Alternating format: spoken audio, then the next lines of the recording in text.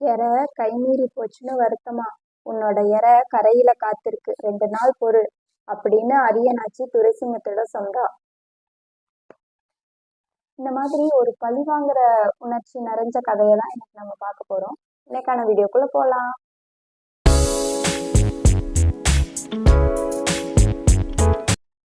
எல்லாருக்கும் hi, welcome to book வே.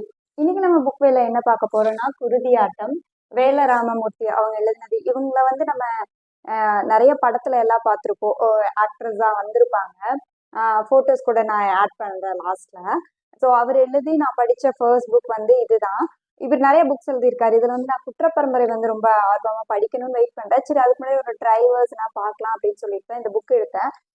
ரொம்ப சூப்பரா எழுதியிருக்காரு. எனக்கு வந்து இந்த புக் பிடிச்சிருந்தது. பட் இந்த புக் படிக்கிறதுக்கு முன்னாடி நம்ம அவரோட அந்த தொடக்க உரையை வந்து நம்ம படிச்சுட்டு அதுக்கப்புறம் நம்ம கதைக்குள்ள போனோம் அப்படின்னா நல்லா இருக்கும்னு நான் நினைக்கிறேன். இந்த புக் வந்து இந்து தமிழ் நியூஸ் பேப்பர்ல வந்து தொடர்கதையா வந்திருக்கு. அதுக்கப்புறம் தான் இதை வந்து புக்கா மேக் பண்ணியிருக்காங்க. இந்த புக்கோட தொடக்கத்திலே அவர் வந்து சொல்லியிருப்பாரு, இது வந்து 50 வாரங்களுக்கு நான் கொண்டு போயிருக்கணும், வேற வழியே இல்லாம 27 வாரங்களோட நான் முடிச்சிட்டேன் அப்படின்னு சொல்லி. அதே மாதிரிதான் இந்த கதையோட முடிவுமே இருக்கும். ஸோ அது என்னன்னு நீங்க கதை புக் படிச்சு தெரிஞ்சுக்கோங்க. இந்த கதை 4 சூழ்நிலைகளை வந்து மையமா கொண்டு வரும். ஒண்ணு வந்து பெருங்குடி ஊர் மக்கள், அவங்க அந்த மக்களோட இதை பொறுத்து. அப்புறம் அரண்மனை அப்படின்னு சொல்லிட்டு, அதாவது உடையப்பன் அவங்க வந்து அரண்மனை கூப்பிடுவாங்க, அவங்களோட கதைக்களம் எப்படி இருக்கும் அப்படிங்கிறதையும் அந்த ஊர் மக்கள், இது ஒரு பார்த்தா போயிட்டே இருக்கும். இன்னொரு பக்கம் தவசியாண்டி, அவங்க பொண்ணு வந்து செவ்வந்தி, இவங்க வந்து ஊர் கூட கோச்சிட்டு தனியா போய் ஒரு காட்டுக்குள்ள இருப்பாங்க. அது என்ன கதை, அவங்களுக்கு என்ன ஒரு ஸ்டோரி இருக்கு அப்படிங்கறது ஒரு பக்கம் போய்கிட்டே இருக்கும்.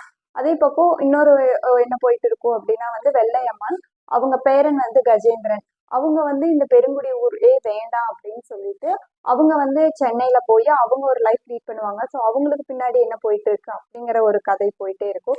இன்னொரு பக்கம் ரொம்ப முக்கியமா அரியனாச்சி துரைசிங்கம், இவங்களோட கதை போய்கிட்டே இருக்கும். இது எல்லாமே முழுக்க முழுக்க ஒரே இடத்துல வந்து சந்திக்கும். பழி வாங்குற உணர்வு மட்டுமே நிறைந்த ஒரு ஆட்டமா வந்து குருதி ஆட்டம் இருக்கு. இதுல வந்து அது சொல்றப்பவே கதையாசிரியர் ரொம்ப அழகா ஆரம்பிப்பாரு, பழி தீர்க்கறதுக்காக ஆடிய ஆட்டமே குருதி ஆட்டம் அப்படின்னு சொல்லிட்டு. எனக்கு அந்த லைனே வந்து இந்த புக்ல ஈர்த்திருச்சுன்னு சொல்லலாம். நான் சொன்ன மாதிரி அந்த 4 விதமான கதைக்களங்களை பத்தி ஒவ்வொன்றும் பத்தி சும்மா கொஞ்சம் கொஞ்சம் மட்டும் பார்க்கலாம். ஏன்னா நான் இது பேஜஸே ரொம்ப கம்மியா இருக்கு, நான் இதை ஃபுல்லா ரிவீல் பண்ணிட்டேன் அப்படின்னா இந்த புக் படிக்கிற ஆர்வம் மேபி இல்லாம போயிடலாம். ஸோ எல்லா புக்லயுமே நான் மெயினான ட்விஸ்ட்டை வந்து சொல்லவே மாட்டேன். அது புக் படிக்கும்போது உங்களுக்கு ஒரு ஆர்வத்தை கொடுக்கும், அதை நான் சொல்லிட்டேன்னா. ஸோ அது சொல்லாம நீங்க ஒரு ஆர்வமா புக் படிக்க ட்ரை பண்ணுங்க. ஸோ இந்த 4 கதைகள்ல வந்து நான் சொல்ல போறது ஃபர்ஸ்ட் அரியனாச்சி அண்ட் துரைசிங்கம், அவங்கள பத்தி சொல்லலாம்.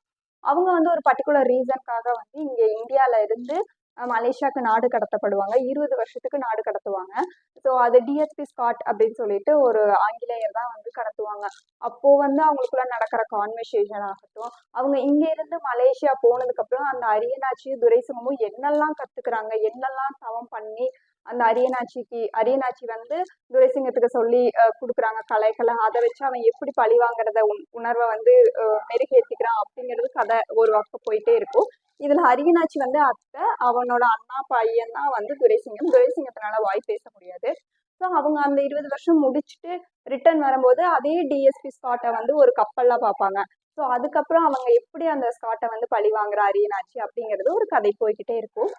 ரெண்டாவது முக்கியமா சொல்றது அந்த உடையப்பன், பெருங்குடி மக்கள். உடையப்பனுக்கு வந்து அரண்மனை அப்படின்னு சொல்லிட்டு ஒரு பட்டப்பேரும் இருக்கும். அவனுக்கு ஏன் அரண்மனைன்னு ஒரு பட்டப்பேர் வந்தது அப்படிங்கிறத சொல்லுவாங்க. அதுக்கப்புறம் வந்து அந்த ஊருக்கு வந்து 22 வருஷம் நினைக்கிறேன், அத்தனை வருஷமா நோம்பியே சாட்டியிருக்க மாட்டாங்க. ஸோ அந்த நம்ம வந்து அந்த சாமி இருளப்பன் சாமிக்கு வந்து நம்ம நோம்பி சாட்டணும் அப்படின்னு சொல்லி ஊர் பொதுமக்கள் கேட்கும்போது அரண்மனையும் சரி அப்படின்னு சொல்லிட்டு ரொம்ப பிரம்மாண்டமா அதை பண்ணுவாரு. அந்த அளவுக்கு அவருக்கு காசு எங்கிருந்து கிடைக்கும் தெரியாது. என்ன அதுக்கும் அவருக்கு வாரிசு இருக்கா அப்படின்னு கேட்டா அதுவும் தெரியாது. அது ஒரு ட்விஸ்டா தான் எழுதியிருப்பாங்க.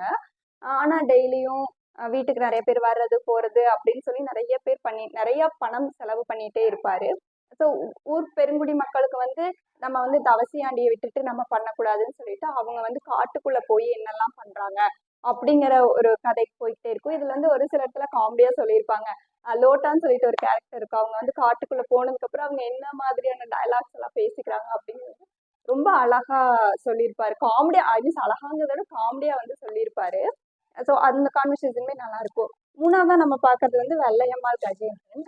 இவங்க வந்து பெருங்குடியே எங்களுக்கு வேணாம், அந்த மீன்ஸ் அந்த ஊரே எங்களுக்கு வேண்டாம் அப்படின்னு சொல்லிட்டு வெள்ளையம்மாள் வந்து 2 மாச கை குழந்தையா தான் பேரன் கஜேந்திரனை எடுத்துட்டு சென்னைக்கு போயிடுவாங்க.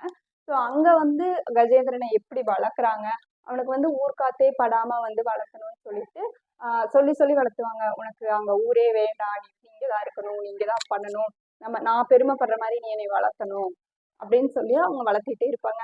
ஆனா பெருங்குடி ஊர்ல நடக்கிறதெல்லாம் வெள்ளையம்மாள் தெரிஞ்சுக்கணும் அப்படின்னா அரண்மனை, அதாவது அந்த உடையப்பனோட கணக்கு பிள்ளை வந்து எப்பாச்சும் ஒரு தடவை சென்னை வரும்போது வந்து வெள்ளையம்மாளை பார்த்துட்டு ஊருக்குள்ள நடக்கிறதெல்லாம் சொல்லிட்டு போவாங்க.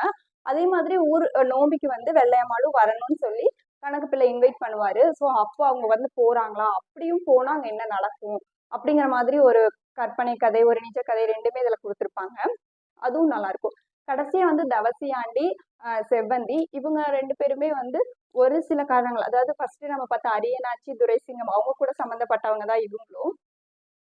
இவங்க ஏன் காட்டுக்குள்ள போய் இருக்காங்க, இவங்களுக்கும் அரியனாச்சிக்கும் என்ன சம்மந்தம் அப்படிங்கறது ஒரு பக்கம் போய்கிட்டே இருந்தாலும், செவ்வந்திய வந்து ரொம்ப குழந்தையா இருக்கும் போதே வந்து தவசியாண்டி கோச்சிட்டு ஊருக்கு காட்டுக்குள்ள கூட்டிட்டு போயிருப்பாரு. காட்டுக்குள்ள போயிட்டு அந்த பொண்ணு பெரிய பொண்ணு ஆனப்போ, ஏஜ் அட்டன் பண்ணப்போ கூட அதுக்கு ஒரு நல்லது கெட்டது சொல்லி கொடுக்க ஒரு பொம்பளை துணை இல்லையே, இப்படி நம்ம வந்து இவ்வளவு கொடுமையை அனுபவிக்கிறோமே அப்படின்னு சொல்லிட்டு அவங்க அந்த தவசியாண்டி ஆகட்டும் செவ்வந்தி ஆகட்டும் அப்படி அழுவாங்க. ஸோ அதெல்லாம் படிக்கும்போது ரொம்ப உருக்கமா இருந்தது. அவ்வளோ வைராகியமா பழி வாங்கணும்னு இருக்கிறதுக்கு என்ன காரணமா இருக்கும் அப்படிங்கிற மாதிரிதான் இந்த கதை போய்கிட்டே இருக்கும். ஆனா எவ்வளவுதான் இந்த கதை படிக்க படிக்க பேஜ் டர்னிங்கா இருந்தாலுமே கடைசியில வந்து ரொம்ப ஈஸியா வந்து எண்டிங் இருந்த மாதிரி நான் ஃபீல் பண்ணேன். பட் அதுக்கான ரீசன் வந்து ஆத்தர் ஃபர்ஸ்டே சொல்லிட்டாரு. 50 வாரம் எழுத வேண்டிய கதையை 27 வாரங்கள்லயே முடிக்க வேண்டியதா இருந்தது. ஸோ அதனால வந்து நான் எண்டிங் இப்படிதான் இருக்கும் அப்படின்னு சொல்லிட்டு தான் முடிச்சிருக்காரு. பட் அந்த லாஸ்ட் ஒரு பேஜ் தவிர அதுக்கு முன்னாடி வரைக்கும் கதை அவ்வளோ சூப்பரா போகும். என்ன ஆகும் என்ன ஆகும் என்ன ஆகும் என்ன ஆகும்னு பேஜ் டர்னிங்கா இருந்தது. நான் வந்து அந்த ஆர்வத்திலே இந்த புக்கை 2 நாள் படிச்சு முடிச்சிட்டேன். மேக்ஸிமம் ஒரு நாள் படிக்கக்கூடிய புக்கு தான், ரொம்ப சிம்பிளா தான் இருக்கும். பட் எனக்கு அது 2 days டைம் எடுத்தது. ஸோ உங்க யாருக்காவது இந்த புக் படிக்கணும்னு இன்ட்ரெஸ்ட் இருந்தா கண்டிப்பா ட்ரை பண்ணலாம். பழி வாங்குறது சம்பந்தமான ஒரு புக் படிக்கணும் அப்படின்னா வந்து கண்டிப்பா இது படிக்கலாம்.